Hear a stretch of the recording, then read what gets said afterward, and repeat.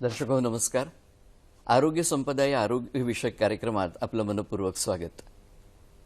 मित्र, कॅन्सर किंवा कर्करोग म्हटला की आपल्या मनात एक प्रकारची भीती निर्माण होते आणि ती भीती अगदी रास्त देखील असते, कारण खरोखरीच कॅन्सर हा खूप जीवघेणा असा रोग आहे. आपल्या देशातल्या एकूण मृत्यूंपैकी 6% मृत्यू हे कर्करोगामुळे होणारे मृत्यू आहेत आणि दिवसेंदिवस हे प्रमाण वाढीला लागलेलं आहे. आपल्याला सगळ्यांना कल्पना आहेच की शरीराच्या वेगवेगळ्या अवयवांमध्ये हा कॅन्सर निर्माण होतो, हा कर्करोग निर्माण होतो. आणि ह्या सगळ्या अवयवांपैकी एक अत्यंत महत्त्वाचा अवयव म्हणजे आपलं मोठं आतडं.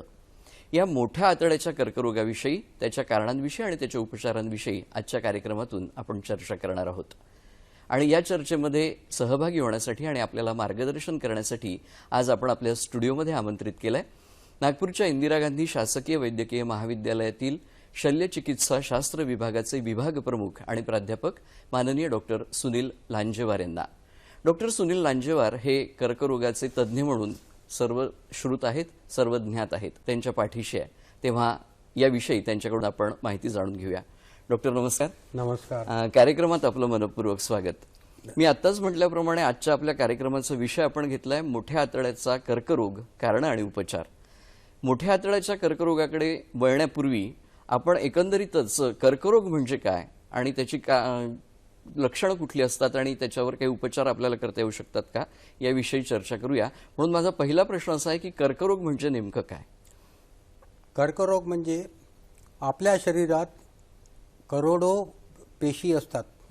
त्या पेशीपासून एक अवयव तयार होतो. त्या अवयवापासून एक सिस्टीम तयार होते. जसं रेस्पिरेटरी सिस्टीम आहे, श्वासोच्छवासाची सिस्टीम आहे, नंतर गॅस्ट्रो डायजेस्टिव्ह सिस्टीम आहे, अशा वेगवेगळ्या संस्था, पचन संस्था होते.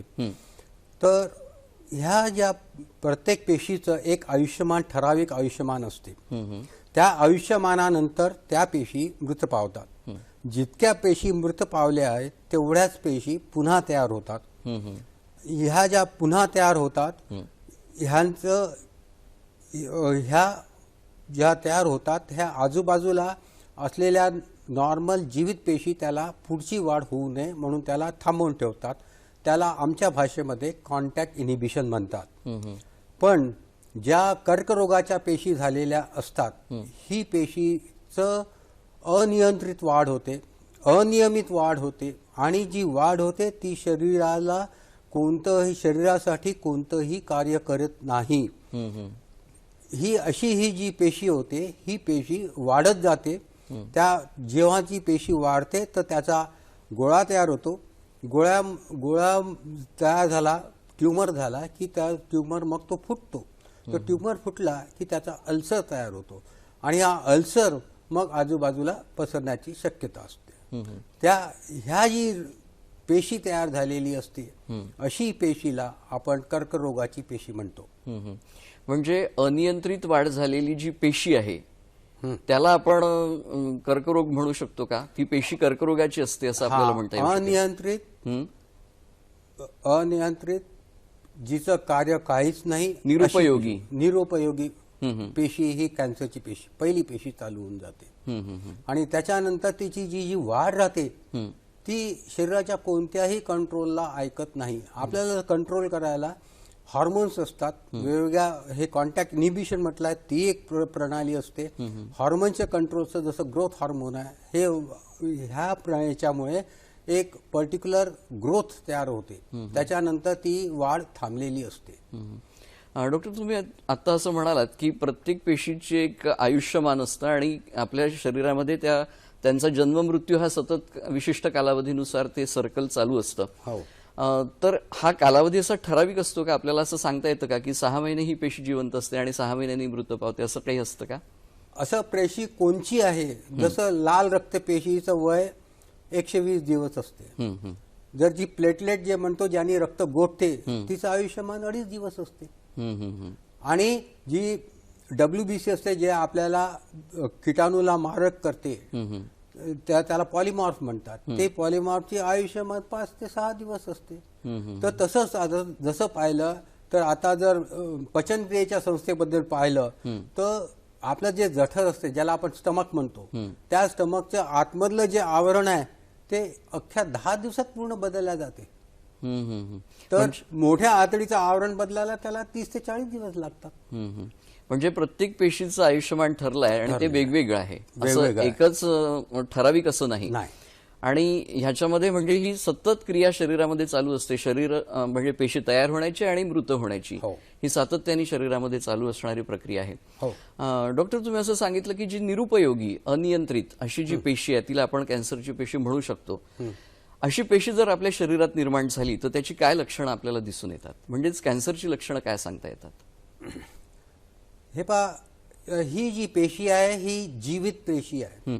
जीवित पेशींना खुराक लागतो. त्या खुराकमध्ये कार्बोहायड्रेट, फॅट, प्रोटीन्स, विटामिन्स, मायक्रोन्यूट्रियंट्स, क्षार ह्या सगळ्या गोष्टी लागतात.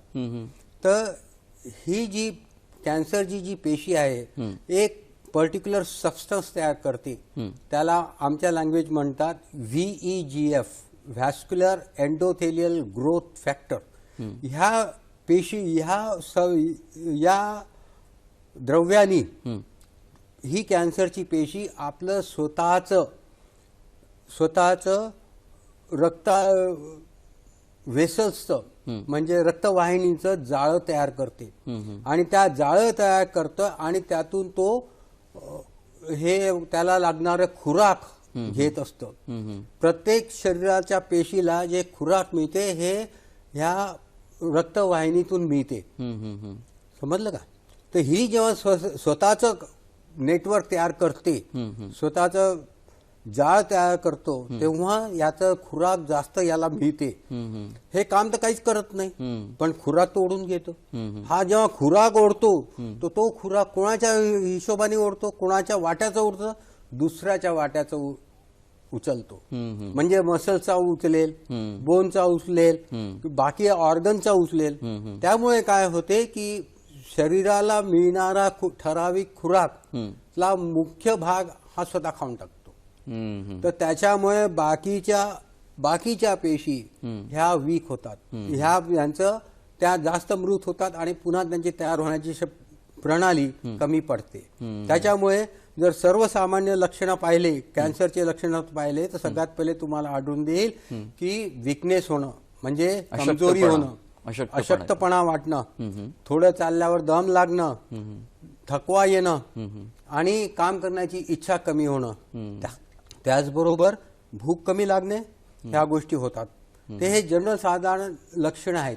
पण अजून एक लक्षण असं आहे की याचा रक्ताचा पुरवठा वाढलेला आहे.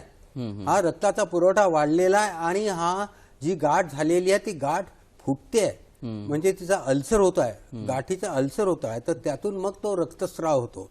पहिला हा रक्तस्राव सूक्ष्म प्रमाणात राहतो, मग तो रक्तस्राव मोठा होतो, जास्त होतो आणि जेव्हा तो जास्त होतो तेव्हा त्याची रक्ताची कमतरता शरीरात जाणवते आणि मग तो कोणत्या ना कोणत्या वाटे बाहेर पडायचा प्रयत्न करतो रक्त. आणि जर नाकातून, तोंडातून, गुदद्वारातून, लघवीतून किंवा योनीच्या द्वारे हा बाहेर पडू शकतो आणि रक्तस्रावाने पेशंट पहिले येऊ शकतो. आणि रक्तस्राव झाला की हे सगळ्यात अलार्मिंग लक्षण आहे आणि त्याच्यामुळे तो धावत डॉक्टरकडे येतो. म्हणजे ह्या लक्षणांकडे बघितलं तर थकवा येणं, अशक्तपणा जाणवणं, काम करण्याची इच्छा न होणं, भूक न लागणं, याशिवाय रक्तस्राव होणं आणि वजन कमी होणं. वजन कमी होणं हे 6 महिन्यात जर 10% कमी झालं तर हे फार मोठं, फार इम्पॉर्टंट लक्षण होऊन जाते. त्याच्यामुळे जर कपडे ढिले होत असेल तर त्यांनी पहिले समजून घ्यावं. जर तो रेग्युलर वेट करत असेल तर त्याला लक्षात येईल की आपलं वजन कमी होत आहे. जर वजन करत नसेल, जर सामान्य माणूस वजन करत नाही, त्याला जुनं वजन माहीत नसते, नवीन वजन काय झालं याच्याबद्दल आयडिया नसते, तर त्याच्यामुळे सगळ्यात मोठं म्हणजे रोज घालणारे कपडे जेव्हा ढिले व्हायला लागले तेव्हा समजून द्यायचं की वजन कमी झालेलं आहे. म्हणजे अशा प्रकारची लक्षणं दिसली तर ताबडतोब तज्ज्ञ डॉक्टरांचा सल्ला घेणं आणि त्यांना दाखवणं हे खूप महत्वाचं आहे. हे या निमित्ताने आपण दर्शकांना सांगूया. डॉक्टर, आता आपण मुख्य विषयाकडे वळू की कॅन्सरची एकंदरीत लक्षणं आणि माहिती आपण आम्हाला सांगितलीत. आता मोठा आतडा आणि लहान आतडं असे दोन पचनसंस्थेतले दोन महत्वाचे अवयव आहेत. तर एकंदरीतच आपल्या शरीरातल्या पचनसंस्थेचं कार्य कसं चालतं आणि लहान आणि मोठ्या आतड्याची रचना कशी असते याच्याविषयी आम्हाला माहिती सांगा. हा प्रश्न चांगला विचारलेला आहे की पचन संस्थेची जर आपण पाहिलं तर पचन संस्थेची चालूगिरी हे ओठांपासून चालू होते. दाताने ते आपण अन्न त्याचं छोट्या बारीक करतो, त्यात लाळ मिसळल्या जाते. लाळ पण डायजेशनचं काम करते. हे जो घेतलेला घास हा अन्न नालिकेद्वारे जठरमध्ये जातो. हे स्टमक आहे. स्टमक म्हणजे सामान्य भाषेत एक मिक्सर आहे. तो मिक्स करतो, ग्राइंड करतो आणि त्या अन्नाला बारीक करतो. ते बारीक झालेलं अन्न त्या छोट्या आतडीमध्ये येते.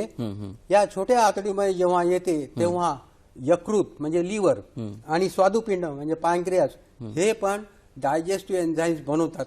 याच्याद्वारे हे अन्नामध्ये ते मिश्रित होते. त्यानंतर ते छोट्या आतडीत जाते. छोट्या आतडी पण एन्झाईम्स बनवतं, फार मोठ्या प्रमाणात एन्झाईम्स बनवतं आणि ह्या अन्नामध्ये त्याचं मिश्रण होते आणि ते पुढे सरकत जाते. आणि जर आपण एक सिमिली द्यायची असेल तर जर उसाचा रस काढताना पाहिलं की एकीकडे रस निघतो, दुसरीकडे चोथा बाहेर पडतो. तर चोथा बाहेर पडायचं कारण हे मोठी आतडी काम करते. जेव्हा हे डायजेशन चालू होते तर 24 तासामध्ये जवळपास 8 लिटर पाणी, क्षार, एन्झाईम्स हे शरीरात त्या अन्नामध्ये मिश्रित केले जाते. आणि मोठ्या आतडीचं मुख्य कार्य काय, तर हे जे पाणी त्यात टाकलेलं आहे हे पाणी हे वापस ओढून घेते आणि क्षार पण वापस घेऊन घेते आणि शरीराकडे वापस पाठवते. आणि जेव्हा हे उजव्या बाजूकडून डाव्या बाजूकडे जाते, ही मोठ्या आतडीची रचना आहे. तर डाव्या बाजूकडे जाते आणि मग हे रेक्टम मध्ये आणि सिग्मॉइड मध्ये हे मोठ्या आतडीचाच भाग आहे, ह्यामध्ये ते स्टोर होते. ही जी पचन क्रियेची प्रक्रिया आहे ही 24/7 चालू असते. तुम्ही झोपले असले तरी डायजेशन चालू असते. हे अविरत प्रोसेस चालू होते. आणि जेव्हा तुम्हाला भूक लागते तेव्हा त्याला समजते की ही प्रक्रिया पुढे सरकलेली आहे. जठरचं काम आहे स्टोअर करायचं, म्हणजे तुम्ही एकदाच खाल्लं, दिवसातून 2दाच खाऊ शकता. तर मोठ्या आतडीचं मुख्य फंक्शन काय, मुख्य कार्य काय, की जे जे डायजेशन साठी पाणी टाकलेलं असते ते पाणी घेऊन घ्यायचं आणि मलमध्ये फक्त 100 ml पाणी जाते. त्याचा अर्थ 7.9 लिटर एवढं पाणी पुन्हा वापस घ्यायचं कार्य हे मोठी आतडी करते. आणि ही जी प्रक्रिया पचन क्रियाची प्रक्रिया ही 24/7 चालू असते. तर नाही तर आपल्याला संडासातच बसून राहिलं असतं. ते होऊ नये ते स्टोअर करण्याचं काम ही मोठी आतडी करते. खूप महत्वाचं पचन संस्थेचं हे शरीराचं कार्य आहे आणि त्यातल्या त्यात मोठ्या आतडीचं देखील एक महत्वाचं कार्य आपण सांगितलं. डॉक्टर, आता ह्या मोठ्या आतडीच्या कॅन्सरविषयी आपण चर्चा करूया, पण आता कार्यक्रमात वेळ झाली एक छोट्याशा विश्रांतीची. तेव्हा दर्शक हो, तुम्ही कुठेही जाऊ नका, आम्ही लगेचच परतत आहोत. कार्यक्रमात घेऊ एक छोटीशी विश्रांती. विश्रांतीनंतर कार्यक्रमात आपलं पुन्हा एकदा स्वागत. डॉक्टर, विश्रांतीपूर्वी आपण पचनसंस्थेचं कार्य, लहान आतड्यांचं कार्य, मोठ्या आतड्यांचं कार्य याविषयी सविस्तर आणि अतिशय छान माहिती आम्हाला दिली. म्हणजे एकंदरीत पूर्ण 24/7 जे हे अविरत चालणारं कार्य आहे ते तुम्ही खूप छान पद्धतीने समजावून सांगितलं. आता डॉक्टर, आपला जो मुख्य विषय आहे की मोठ्या आतड्यांना जो कॅन्सर होतो किंवा कर्करोग होतो त्याची नेमकी कारणं काय असतात? मोठ्या आतडीच्या कर्करोगाचे मुख्य कारण म्हणजे वय. वय जसं वाढत जाते तसं मोठ्या आतडीचं किंवा कोणताही कॅन्सर व्हायची शक्यता वाढत जाते. मोठ्या आतडीचा कॅन्सर हा 50च्या नंतरचा कॅन्सर होतो. हा एक मुख्य कारण आहे, पण तो पहिले पण व्हायची शक्यता नाकारता येत नाही. पण 30 वर्षाच्या खालती मोठ्या आतडीचा कॅन्सर सहसा होत नाही, पण व्हायला जायला तर तो पण होऊ शकतो. त्यात सगळ्यात एक मुख्य एक कारण, मोठ्या आतडीचा कॅन्सर हा 2 प्रकारचा असतो. एक आनुवंशिक, हे 20% लोकांमध्ये मी दिसतो, आणि 80% त्याचं कारण अनुवंशिक राहत नाही. आनुवंशिक मध्ये सगळ्यात मोठा कारण राहतं फॅमिलियल पॉलिपोसिस कोलाय. हे फॅमिलियल पॉलिपोसिस कोलाय हा एक आजार असा आहे की हा वडिलांपासून किंवा आईपासून मुलांमध्ये येतो, मुलांपासून त्यांच्या मुलांमध्ये जातो, आणि हा आनुवंशिक होत जातो. आणि एका मुलाला झाला तर दुसऱ्या मुलाला व्हायची शक्यता असते, त्याच्या बहिणीला पण व्हायची शक्यता असते. म्हणून, आणि हा फॅमिलीमध्ये राहतो, म्हणून याला फॅमिलियल पॉलिपोसिस कोलाय असं त्याचं नाव दिलेलं आहे. आणि ह्यामध्ये काय असते की जी मोठी आतडी असते, त्या मोठ्या आतडीचा जो म्युकोजा असतो त्याच्यामध्ये पॉलिप्स तयार होतात, म्हणजे ग्रोथ तयार होते. त्याबद्दल नंतर आपण थोडं बोलणारच आहोत. तर हा एक कारण आहे. दुसरं कारण आहे जे अनुवांशिक नाही, त्यामध्ये मुख्य एक कारण आहे की तुमचं डाएट म्हणजे आहार आणि आंतरिक वातावरण, हे 2 मुख्य कारण आहे. आता जर आपण आहार म्हटला तर जे रेड मीट खातात, म्हणजे लाल मांसाहार करतात, त्यांच्यामध्ये कॅन्सरचं, मोठ्या आतडीच्या कॅन्सरचं प्रमाण हा जास्त आढळून येतो. त्यामुळे आपल्याला लक्षात येईल की जर भारतात आणि पाश्चिमात्य देशात पाहिलं तर पाश्चिमात्य देशामध्ये कोलॉनिक कॅन्सरचं प्रमाण जास्त आहे. का होते हे? तर हे मांस डायजेस्ट करण्याकरता, म्हणजे याची पचनक्रिया करण्याकरता एक बॉडीमध्ये वेगळं सॉल्ट लागते, त्याला बाईल सॉल्ट म्हणते, जे लिव्हर बनवते. आणि यांनी बाईल सॉल्टने सरफेस टेन्शन कमी होते आणि त्याच्यामुळे त्याला डायजेशन करण्याची मदत मिळते. दुसरं कारण असं आहे की ज्यांची पित्ताशय काढून टाकलेलं आहे, ज्यांची आतडी काढून टाकलेली आहे, आणि ज्यांना स्थूलपणा आहे, अशा लोकांमध्ये डायजेशनचं प्रमाण बरोबर होत नाही. हे बाईल सॉल्ट इथे राहते, आणि ह्या बाईल सॉल्ट्सवर मोठ्या आतडीमध्ये असलेल्या बॅक्टेरियाची ऍक्शन चालू होते, आणि मग त्याच्यापासून कॅन्सर व्हायची शक्यता असते. म्हणून बाईल सॉल्टला आमच्या भाषेमध्ये को कार्सिनोजेन म्हणतात. म्हणजे हा याच्याने कॅन्सर होत नाही, पण हा कॅन्सरला पूरक ठरू शकतो, प्रवृत्त करू शकतो दुसऱ्या याच्यामुळे. जसं मी तुम्हाला आता सांगितलं की इन्फेक्शन काय मोठ्या आतडीमध्ये खूप सारे किटाणू, करोडो किटाणू असतात. हे वेगवेगळ्या प्रकारचे किटाणू असतात, आणि ह्या किटाणूमुळे त्या मोठ्या आतडीचं जो म्युकोजा, आतलं लायनिंग असते, त्याच्यावर सूज येते. आणि क्रॉनिक इन्फेक्शन कुठेही असलं तर त्यांनी कॅन्सर व्हायची शक्यता नाकारता येत नाही. हे एक कारण आहे. आणि मोठ्या आतडीचा सूज, याला आमच्या भाषेमध्ये इन्फ्लमेटरी बावेल डिझीज असं म्हणतात. त्यामध्ये 2 मुख्य कारण आहेत. एक आहे अल्सरेटिव्ह कोलायटिस आणि दुसरं क्रॉन्स डिसीज. अल्सरेटिव्ह कोलायटिसच्या रुग्णामध्ये 20% लोकांमध्ये कॅन्सर व्हायची शक्यता असते. क्रॉन्स डिसीजमध्ये 15 ते 20% लोकांमध्ये कॅन्सर व्हायची, मोठ्या आतडीची कॅन्सर व्हायची शक्यता असते. त्याचबरोबर छोट्या आतडीची पण कॅन्सर व्हायची शक्यता असते ह्या क्रॉन्स डिसीजमध्ये. दुसरं अजून एक आहे की ॲक्रोमेगॅली, ज्यांनी ग्रोथ हार्मोन जास्त ज्या माणसामध्ये तयार होते, त्यांच्यामध्ये पण व्हायची शक्यता वाढते. अजून कारण म्हणजे अल्कोहोल आणि स्मोकिंग. प्रत्येक अल्कोहोल घेणाऱ्या लोकांमध्ये होईल का सांगता येत नाही, पण ज्या लोकांमध्ये पाहिलं, म्हणजे डेमोग्राफिक स्टडी केलेली आहे, त्याच्यामध्ये असं आढळून आलं आहे की अल्कोहोल आणि अनियंत्रित अल्कोहोल कन्झम्पशन, अनियंत्रित स्मोकिंग, ह्यांनी डेफिनेटली याचा इन्सिडन्स जास्त होतो. म्हणजे आणि अजून एक आहे की unsaturated fat, super unsaturated fat, ह्या 2 याच्यामुळे मोठ्या आतडीचा कॅन्सर होतो. ह्या फॅट्समध्ये कुठल्या गोष्टींचा समावेश होतो डॉक्टर? ह्या फॅटमध्ये मुख्य म्हणजे तेलकट पदार्थ, तेलकट पदार्थ, तेल, मेदयुक्त असे पदार्थ ज्याला आपण म्हणू शकतो. आणि जर तुम्ही पाहिलं तर काही खाद्यपदार्थ तुम्हाला प्रोटेक्ट करतात, जसं ऑलिव्ह ऑइल, ओलिएक असलेले फॅट हे तुम्हाला प्रोटेक्ट करतात. Vitamin A, vitamin C, vitamin E ह्या प्रोटेक्ट करतात. नंतर फायबर, ज्यांच्या याच्यात फायबर जास्त आहे, फायबर म्हणजे आपण ग्रीन लिफी व्हेजिटेबल्स, ज्याच्यामध्ये आपण जो चोथा म्हणतो तो जास्त इम्पॉर्टंट आहे. तो आणि त्याच्यामुळे उपचारांच्या- जेव्हा फ्रुट्सचं सेवन केलं, ज्यूस न घेता फ्रुट्सचं सेवन केलं तर तुम्हाला चोथा मिळतो. तो आपण उपचारांच्या संदर्भात हा सगळा भाग बोलूया. सध्या आपण कारणं जी आहेत कारणामध्ये त्यांची फायबर मीमांसा आपण- इम्पॉर्टंट आहे. हा, फायबर, त्यांची कमतरता त्याची असेल तर होऊ कमतरता शकेल. असल्याची व्हायची शक्यता वाढते. म्हणजे वय असेल आणि कॅल्शियम जर जास्त घेतलं तर हे बाईल सॉल्ट हे बाइंड होऊन जातात, ते रिलीज होत नाही. आणि त्याच्यामुळे हा जो को कार्सिनोजेनचा प्रकार आहे हा तिथे थांबला जातो.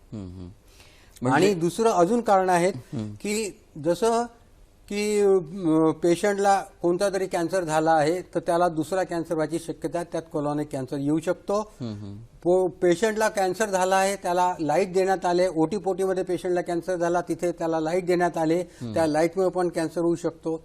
जर मूत्राशय काढलं, मूत्राशयाचा कॅन्सर असेल किंवा मूत्राशय लहान मुलामध्ये झालंच नाही किंवा त्याला काढून टाकावं लागलं तर हे लघवी म्हणजे किडनीच्या ज्या ट्यूब्स असतात ज्याला युरेटर म्हणतात, ह्या मोठ्या आतडीमध्ये जोडतात. अशा लोकांमध्ये कॅन्सरचं प्रमाण खूप जास्त प्रमाणात दिसून येते. म्हणजे radiation, urinary diversion, these are the other causes. तसंच डॉक्टर असं एकदा बघण्यात येतं की प्रोस्टेट ग्लँड्स ऑपरेशन झाल्यावरही पण कॅन्सरची शक्यता असते. तर हे नाही, कितपत- असं नाही. जर प्रोस्टेटसाठी जर तुम्ही रेडिओथेरपी दिली असेल तर होईल, नाही तर नाही. नाहीतर तो कॅन्सर होण्याची शक्यता नसते. कारण असा एक समज आहे की प्रोस्टेट ग्लँडचं ऑपरेशन केलं की तिथे कॅन्सरची ग्रोथ होते, असं एक सामान्य लोकांमध्ये हा गैरसमज आहे. नाही, प्रोस्टेटची गाठ जर कॅन्सरची असेल तर गोष्ट वेगळी. कारण असं आहे की प्रोस्टेटचा कॅन्सर हा वयोमानाशी फार निगडीत आहे. असं म्हणजे की ज्यांचं वय 80 वर्ष झालेलं आहे तर त्यांचा मृत्यू दुसऱ्या कोणत्या कालाने झाला आणि त्यांच्या प्रोस्टेटची बायोप्सी केली तर तुम्हाला आढळेल की त्यात कॅन्सर आहे. आणि एवढी लक्षात येते की जेव्हा रुग्णाचं वय 100 आणि 110च्या वरती झाले असतं तर 90% लोकांमध्ये जरी जो कॅन्सर, प्रोस्टेटचा कॅन्सर लक्षण देत नसेल तरी आढळून येतो. म्हणजे तो वयाशी संबंधित असा कर्करोग आहे असं आपल्याला म्हणता येईल. डॉक्टर, इतकी तुम्ही कारणं सांगितलीत या मोठ्या आतड्यांशी संबंधित असणारी, त्यातलं वय, अनुवंशिकता, त्याच्यानंतर तुमची आंतरिक जी काय रचना असेल किंवा आंतरिक वातावरण असेल त्या वातावरणामुळे कॅन्सरची शक्यता वाढते. त्याचप्रमाणे धूम्रपान, दारूचं सेवन करणं, अतिरिक्त सेवन करणं, या सगळ्या गोष्टींमुळे मोठ्या आतड्यांची ग्रोथ होऊ शकते किंवा त्या ठिकाणी मोठ्या आतड्यांचा कॅन्सर निर्माण होऊ शकतो. ही अनेक कारणं आपण सांगितलीत. डॉक्टर, आता याची लक्षणं आपण जाणून घेऊया की मोठ्या आतडीचा जो काय कॅन्सर असेल तो झाला हे आपण समजावं कसं, ही लक्षणं आपण जाणून घेऊया. पण ही लक्षणं आपण जाणून घेऊया ब्रेकनंतर, कारण आता कार्यक्रमात वेळ झाली एक छोट्याशा विश्रांतीची. दर्शक हो, कार्यक्रमात घेऊया एक छोटीशी विश्रांती. विश्रांतीनंतर कार्यक्रमात आपलं पुन्हा एकदा स्वागत. आजच्या आपल्या कार्यक्रमाचा विषय आपल्याला माहितीच आहे, मोठ्या आतड्याचा कर्करोग, कारण आणि उपचार.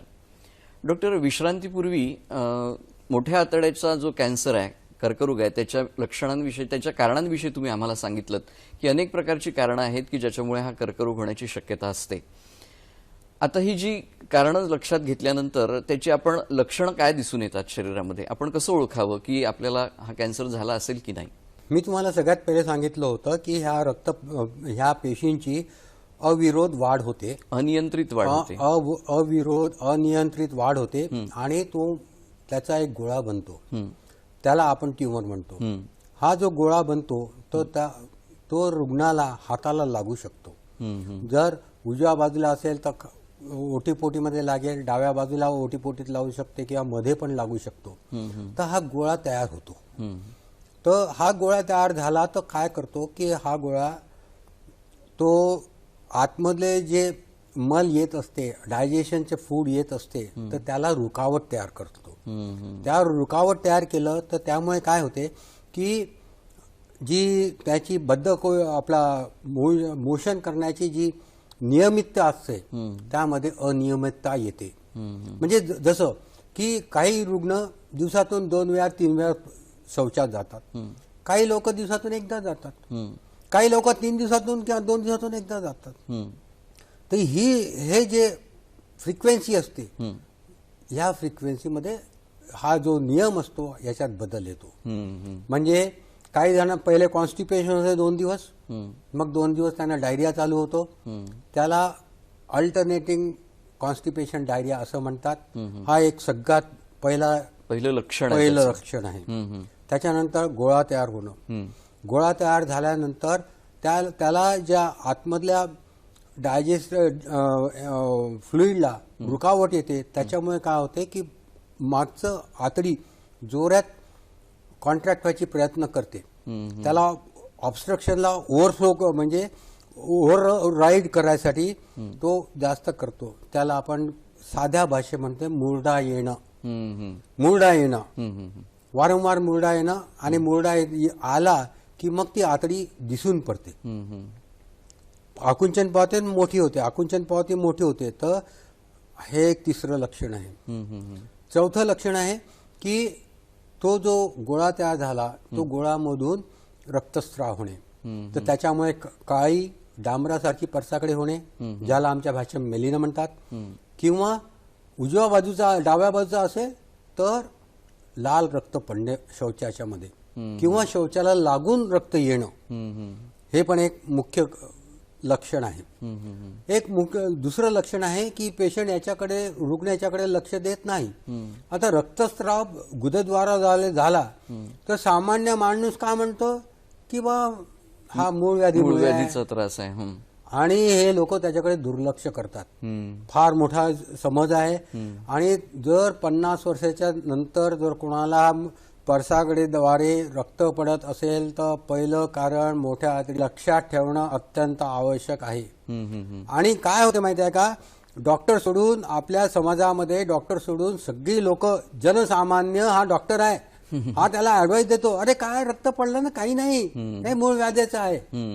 आणि अशा प्रकारे त्याला मिसगाईड करतात आणि तो दुर्लक्ष करतो. आणि काय असते, आता कॅन्सर आहे ही तर जास्ती मनात असते, आता कॅन्सरमुळे मला ऑपरेशन करावं लागेल म्हणून तो डॉक्टरकडे जाण्याचं टाळतो. ते अशी जेव्हा स्टेज पुढे जाते तेव्हा काय होतं की आतडी ही पूर्णपणे थांबून जाते, आणि मग पेशंट इमर्जन्सीमध्ये कॅज्युअल्टीमध्ये येतो, जेव्हा इंटेस्टाइनल ऑब्स्ट्रक्शन घेऊन येतो, पोटाला फुगारा येणं, उलटी होणं आणि परसाकडे न होणं, ह्या गोष्टीसाठी. आताच मागच्या आठवड्यात एक डॉक्टरचे वडील मेयोमध्ये ऍडमिट झाले, कायसाठी तर पोट फुगलेला आहे, इंटेस्टाइनल ऑब्स्ट्रक्शन झालेलं आहे, आणि तेव्हा पाहिलं तर त्याला मोठ्या आतडीचा कॅन्सर वाटला, गोळा हाताला लागला, म्हणून त्याला फक्त बायपास केलं, कोलॉस्टॉमी केली. आता त्याचं या आठवड्यात डेफिनेटिव्ह प्रोसिजर ठेवलेली आहे. म्हणजे असंही म्हणता येत नाही की अशिक्षित लोकांमध्ये पण होते, असं नाही आहे. हे लोक स्वतःकडे दुर्लक्ष करतात, स्वतःच्या तब्येतीकडे दुर्लक्ष करतात, आणि मग ह्या स्टेजला येऊन पोचतात. तर हे इंटेस्टाइनल ऑब्स्ट्रक्शन, लार्ज गट ऑब्स्ट्रक्शन त्याला आमच्या भाषेमध्ये, मोठ्या आतडीची रुकावट, ही सगळ्यात शेवटच्या स्टेजमध्ये येतं. किंवा पेशंटला हा कॅन्सर दुसऱ्या ठिकाणी फैलावतो, बारक्या आतडींना चिपकतो, किंवा लिव्हरमध्ये जातो, किंवा त्याच्या गोळे तयार होतात, किंवा लंगमध्ये जातो, आणि अशा लास्ट स्टेजमध्ये पेशंट येतो, किंवा पोटामध्ये पाणी जमा होऊन जातं, कारण ते शरीरातलं प्रोटीनचं प्रमाण कमी झालेलं असते. म्हणजे ही अनेक प्रकारची लक्षणं मोठ्या आतड्यांच्या कॅन्सरची आपल्याला दिसून येतात. रक्तस्राव होणं हे एक महत्वाचं लक्षण तुम्ही सांगितलं. त्यानंतर ट्युमर होणं, हा एक गोळा तयार होणं आणि तो फुटणं, शरीरामध्ये पाणी होणं, बाकीचेही एकंदरीत प्रोटीन्सच्या मात्रा कमी होणं, सगळ्याच अनियमितता शरीरामध्ये निर्माण होऊ शकतात. आणि असं जर घडलं तर ताबडतोब डॉक्टरांचा सल्ला घेणं हे खूप महत्वाचं आहे. हे खूप चांगली गोष्ट तुम्ही आम्हाला सांगितली. कारण तुम्ही म्हणता त्याप्रमाणे खरोखरच आपल्याकडे दुर्लक्ष करण्याची प्रवृत्ती आहे आणि एकदम डॉक्टरकडे न जाता छोटे छोटे उपाय किंवा त्याच्याकडे दुर्लक्ष करणं, आपल्या मनाने कधी कधी औषधं घेणं, अशा प्रकारचे लोक सगळे उपद्व्याप करत असतात आणि त्याचे गंभीर परिणाम मग कालांतराने त्यांना भोगावे लागतात. म्हणून असं न करता खरोखरीच डॉक्टरांचा सल्ला घेणं, कुठलीही अशी अनियमितता दिसली तर पटकन जाणं हे खूप गरजेचं आहे. डॉक्टर, ही लक्षणं तुम्ही सांगितलीत, त्याचप्रमाणे मोठ्या आतड्यांवर बरेचदा पॉलिप्स तयार होतात. तर ह्या पॉलिप्सचा कर्करोगाशी काही संबंध आहे का मोठ्या आतड्यांच्या? हो. पॉलिप म्हणजे काय की आतडी, मोठी आतडीच्या आतमधलं जे आवरण असते त्याला आमचा म्युकोजा म्हणतात. जसं आपण तोंड उघडलं तर आतमध्ये पूर्ण लाल लाल दिसतं, तर हा म्युकोजा आहे, ओरल म्युकोजा याला म्हणतात. तसाच म्युकोजा आतमध्ये पण असतो. तर काय असते की तुम्हाला सांगितलं आहे की तिथे करोडो किटाणू असतात, त्याच्यामुळे इन्फेक्शन होते, त्याच्यामुळे त्याला इन्फ्लमेटरी पॉलिप पण येतात. म्हणजे सूज आली त्याच्यामुळे पॉलिप तयार झालं एक. दुसरं म्हणजे रेक्टम मध्ये कंजेनायटल पॉलिप तयार असतात. एक किंवा दोनच पॉलिप असतात. ते एकदम लहान वयात दिसून येतात, 5 वर्षाच्या खालती दिसून येतात. तर तो जर एकच असतो त्याच्यामुळे त्याचा जास्त प्रॉब्लेम येत नाही. दुसरा आहे हमाटोमाटस पॉलिप, म्हणजे त्याच्यामध्ये थोडा बदल झालेला आहे पण पूर्णपणे कॅन्सर झालेला नाही आहे, तो एक आहे. नंतर तुम्हाला पहिले सांगितलं होतं की फॅमिलियल पॉलिपोसिस कोलाय नावाचा एक आजार असतो, त्यामध्ये हे असे गठाणी येतात आणि ह्या गठाणी हजारोनी असतात. त्याला आमच्या शब्दात म्हणतात कार्पेटिंग ऑफ द म्युकोजा, म्हणजे कार्पेट सारख्या पूर्णपर्यंत पसरलेले असतात. कार्पेटेड झालेले पॉलिप मधला कोणताही एक पॉलिप कॅन्सर होऊ शकतो आणि अशा रुग्णामध्ये एकापेक्षा जास्त ठिकाणी कॅन्सर व्हायची शक्यता असते आणि त्याला पुन्हा कॅन्सर व्हायची शक्यता राहते. म्हणून याला सर्व्हिलन्स करणं अत्यंत आवश्यक राहते आणि अशा पेशंटच्या नातेवाईकांचं पण सर्व्हिलन्स करणं आवश्यक राहते, कारण त्यांना हा कॅन्सर यंग एजमध्ये होतो आणि मल्टिपल ठिकाणी होतो आणि तो जास्त आक्रमक राहू शकतो. हे लक्षात ठेवणं अत्यंत आवश्यक आहे. त्याचं ह्या पॉलिप्सची इम्पॉर्टन्स आहे. म्हणजे पॉलिप्स हे देखील एक महत्वाचं कारण आणि लक्षण आपल्याला आहे असं सांगता येईल. तसंच डॉक्टर, आव होणं आणि त्याच्यामुळे मुरडा येणं हा एक सामान्य प्रकार साधारण असतो, तर ह्याचा पण मोठ्या आतड्याच्या कॅन्सरशी संबंध आहे का? नाही. कसं आहे की आव येणं हे नॉर्मल आहे. हा आव म्हणजे म्युकस हा त्याला म्युकोजाला प्रोटेक्ट करतो की आतमधले जे लुमेनमध्ये जे एन्झाईम्स असतात त्यांनी त्याची वॉल खाऊ नये, त्यासाठी तो प्रोटेक्शनसाठी असतो. पण काही कॅन्सर असे असतात की हा जो आव जास्त बनवतो त्याला आमच्या लँग्वेजमध्ये म्युकॉइड कार्सिनोमा आणि व्हिलस कार्सिनोमा असे 2 नावं दिलेले आहेत. त्याच्यामध्ये फक्त म्युकस येतो, रक्तस्राव कमी राहतो, म्युकस जास्त राहतो आणि त्याच्यामुळे म्युकस येतो, चिकटा येतो आणि तो चिकटा येतो त्याच्यामुळे ती शी त्या संडासाला चिटकून राहते आणि आव बाहेर पडते. म्हणजे त्याच्यामुळे पण कर्करोगाचा धोका असू शकतो, कर्करोगाचं एक लक्षण होऊ शकतं, असं ते असू शकतं. डॉक्टर, आता आपण त्यांच्या एकंदर ज्या काही चाचण्या आहेत त्याच्याविषयी चर्चा करूया, पण आता कार्यक्रमामध्ये एक वेळ झाली एक छोट्याशा विश्रांतीची. दर्शक हो, आता कार्यक्रमात घेऊया एक छोटीशी विश्रांती. आपण पाहत आहात कार्यक्रम आरोग्य संपदा.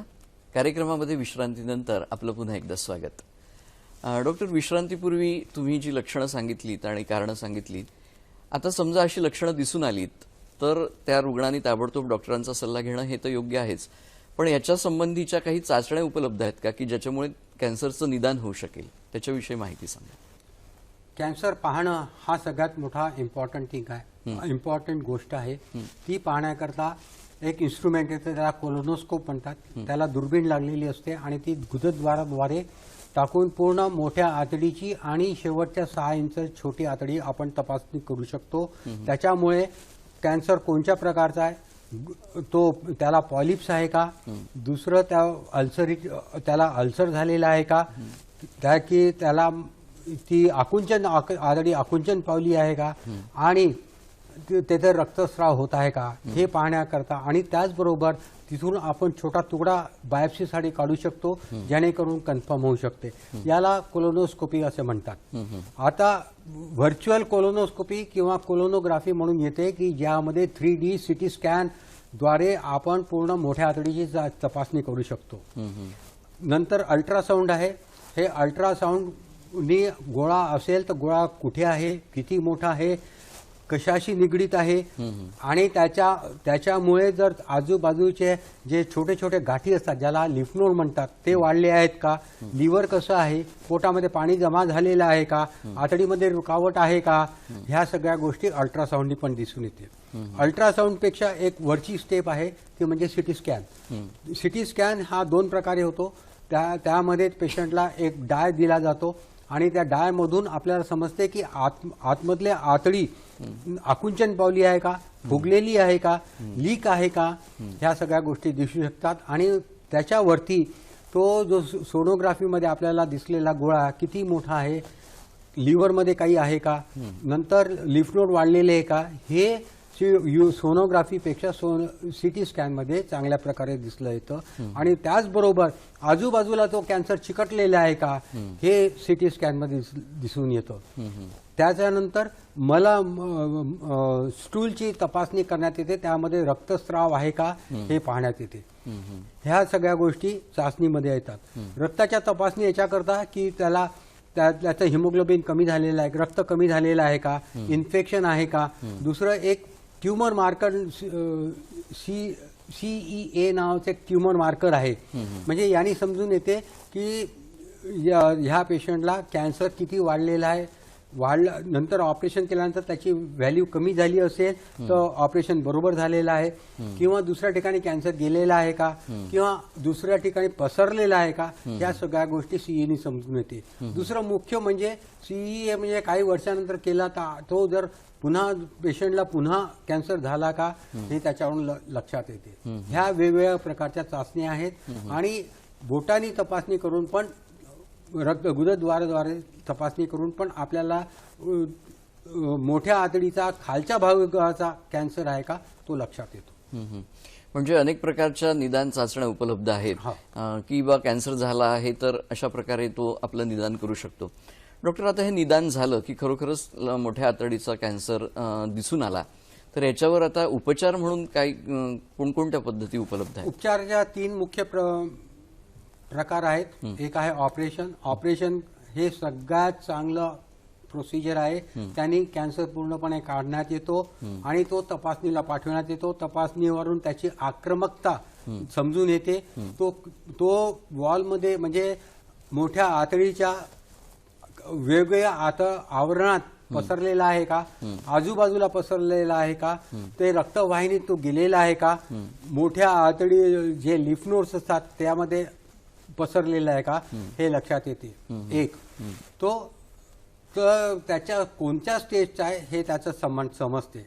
दुसरं की त्याला जे मुख्य लक्षण आले होते आतडीमध्ये कमी प्रमाणात रुकावट, अल्सर होऊन ब्लिडिंग होणं, ह्याच्यावर त्याचा कंट्रोल येतो.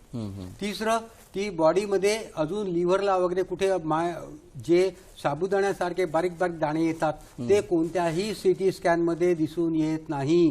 त्यासाठी ऑपरेशनच जरुरी आहे. आणि अशाला जेव्हा जे साबुदाण्यासारखे दाणे येतात तेव्हा ती ऍडव्हान्स स्टेज असते. तर अशा वेळेस मग अजून दुसऱ्या प्रणालीचा पण उपयोग करण्यात येतो, जसा किमोथेरपी. किमोथेरपी म्हणजे काय की हे जे कॅन्सरचे जे पेशी असतात ह्या पेशी रक्ताद्वारे शरीरात पसरत असतात, पांढऱ्या रक्ताद्वारे पसरत असतात. तर ते प्रत्येक ठिकाणी म्हणून ह्या ऑपरेशननी निघू शकत नाही. त्यासाठी किमोथेरपी ही कारगर प्रणाली आहे. त्याच्यानंतर तिसरी हे आहे की जर कॅन्सर खूप पोटीमध्ये फैलावलेला आहे, काढण्याच्या जोगा नाही आणि त्याला त्रास जास्त होत आहे, अशा वेळेस मग रेडिओथेरपी किंवा लाईट देण्यात येतात. एका वेळेस जर कॅन्सरचा पूर्ण इलाज करायचा असेल तर किमोथेरपी आणि सर्जरी हे कॉम्बिनेशन करतात. जर पहिलेच वाढलेला आढळला तर पहिले किमोथेरपी देतात, त्याचं स्टेजिंग खालच्या बाजूला आणतात, मग त्याला सर्जरीसाठी घेतात, सर्जरी करतात आणि त्याच्यानंतर पुन्हा त्याला किमोथेरपी देतात. ह्या 3 प्रणाली आहेत. म्हणजे उपचार करण्याच्या 3 एकंदरीत पद्धती आहेत असं आपण म्हणू. पहिली तुम्ही जसं म्हटलं तसं ऑपरेशन, दुसरी केमोथेरपी आणि तिसरं रेडिएशन. डॉक्टर, या रेडिएशन संबंधात मला असा प्रश्न विचारायचा की बरेचदा या रेडिएशनचे दुष्परिणाम देखील शरीरावर आपल्याला दिसून येतात किंवा केमोथेरपीचे. तर हे दुधारी शस्त्र आहे असं आपल्याला म्हणता येऊ शकेल. एकीकडे ते कॅन्सरचे जंतू तर मारतातच, पण त्याचा परिणाम शरीराच्या इतर अवयवांवर होतो. त्याच्या संबंधी आम्हाला माहिती सांगा. किमोथेरपीमध्ये काय असते की ज्या पेशींची वाढ वारंवार होत असते, लवकर होत असते, त्या पेशींवर तो अटॅक करतो. कारण कॅन्सरची पेशी ही लवकर याची वाढ होत असते. त्याच्यामुळे केस जाणं, तोंडाला फोड येणं, नपुंसकता येणं, त्याच्यानंतर स्किनवर फरक पडणं, अल्सर्स होणं, ह्या गोष्टी होतात. आणि रक्त कमी होणं, ज्याच्यामुळे रक्त कुठे बनते, बोन मॅरो मध्ये बनते. आणि बोन मॅरोची ऍक्टिव्हिटी ही फार जास्त असते. आणि बोन मॅरो डिप्रेशन झाल्यामुळे पेशंटला रक्त कमी होतं, रक्तस्राव होतो, प्लेटलेट कमी झाल्यामुळे, आणि WBC कमी झाल्यामुळे वारंवार इन्फेक्शन होतं. हे साईड इफेक्ट आहे. त्याच्यामुळे एकच औषध देण्यात येत नाही, वेगवेगळ्या प्रकारचे 3 ते 4 औषधं देण्यात येतात. त्यांचे त्या सायकल्स ठराविक असतात. त्याचा कॅन्सर कोणत्या प्रकारचा आहे, किती आक्रमक आहे, यावर सगळं त्याच्या अवलंबून राहते. आणि त्याच्यासाठी स्पेशल ब्रँच आहे, त्याला ऑन्कोलॉजिस्ट म्हणतात, ते हा सगळा प्रकार पाहतात. रेडिएशन हे दुधारी तलवार आहे, प्रश्नच नाही. हे रेडिएशनमुळे जे कॅन्सर हा जळून निघतो, पण हा जो नॉर्मल सेलमध्ये पण काही बदल करतो, त्याचे क्रोमोझोम आणि जीन मध्ये फरक करतो, आणि त्याच्यामुळे पण कॅन्सर व्हायची शक्यता नाकारता येत नाही. म्हणून ज्यांना प्री कॅन्सरस कंडिशन आहे, म्हणजे अल्सरेटिव्ह कोलायटिस, क्रॉन्स डिजीज आणि मल्टिपल पॉलिपोसिस कोलाय, ह्या लोकांना रेडिएशन देत नाही. कारण त्यांच्यामध्ये या रेडिएशनमुळे कॅन्सर व्हायची शक्यता नाकारता येत नाही. म्हणजे हे दुधारी शस्त्र आहे, त्याचा योग्य पद्धतीने आणि तज्ज्ञांच्या सल्ल्यानुसारच वापर आपण करत असाल. डॉक्टर, आता तुमच्या बोलण्यातनं एक लक्षात आलं की कॅन्सर हा वेगवेगळ्या स्टेजेसमध्ये असतो.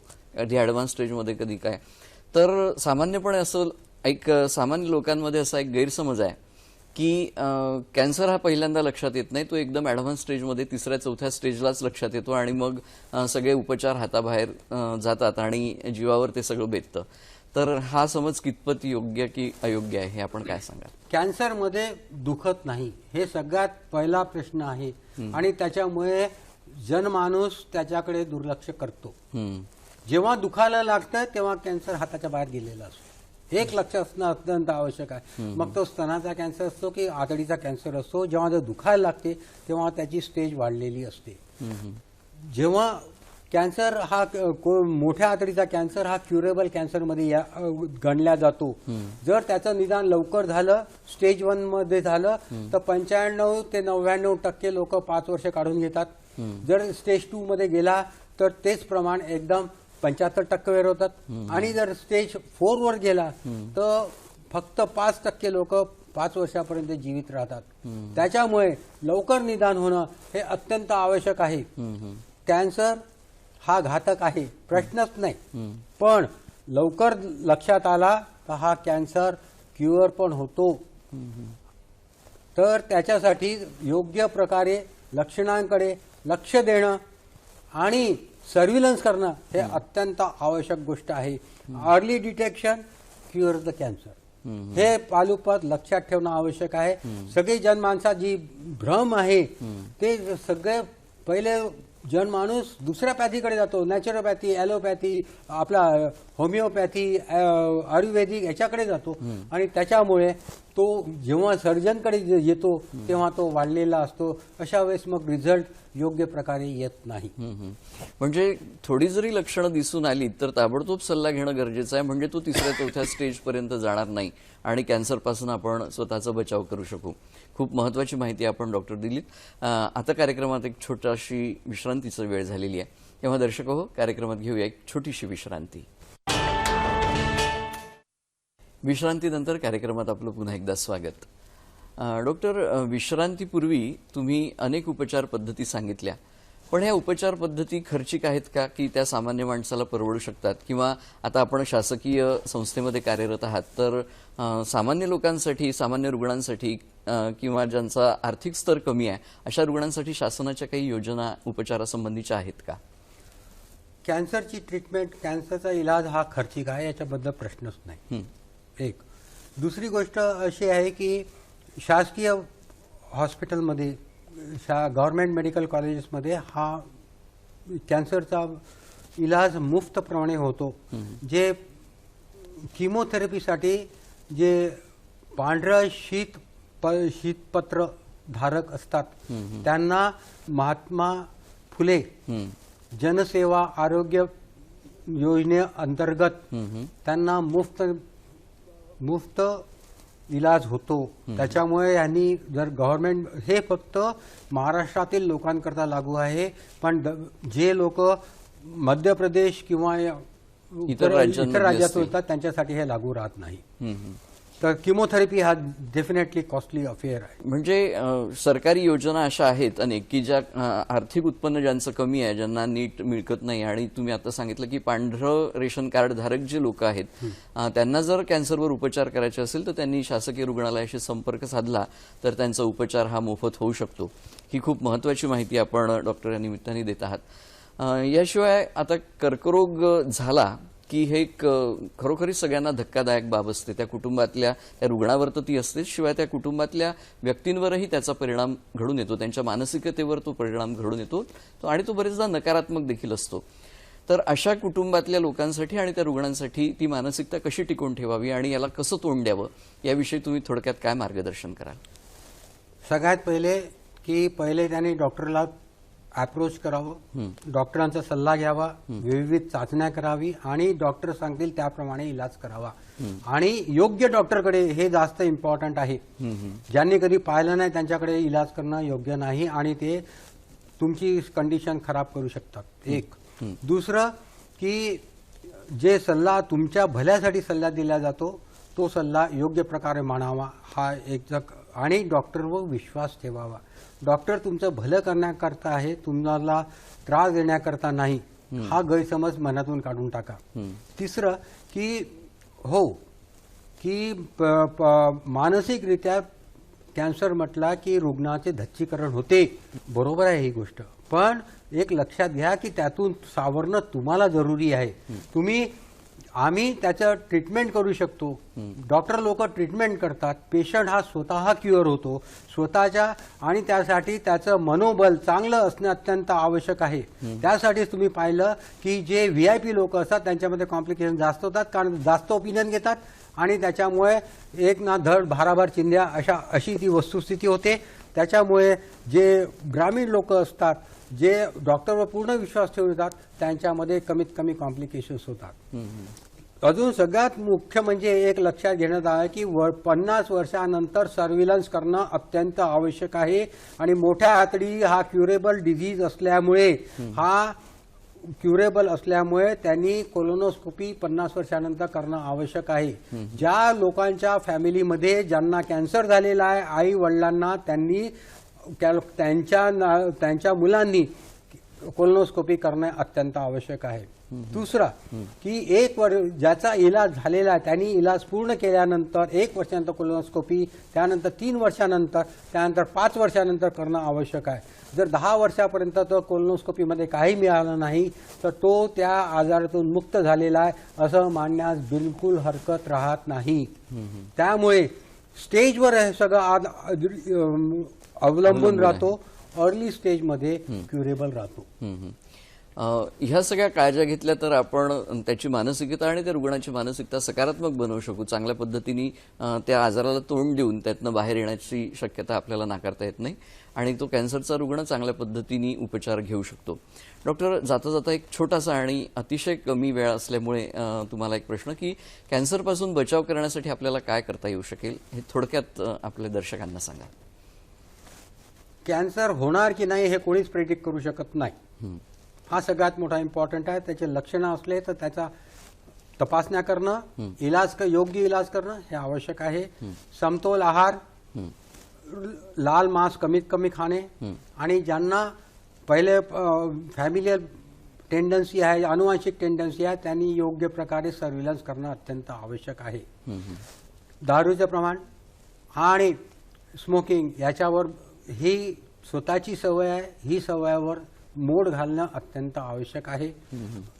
कॅल्शियम, व्हिटॅमिन्स ह्या जरुरी गोष्टी आहेत, ह्या घेणं आवश्यक आहे.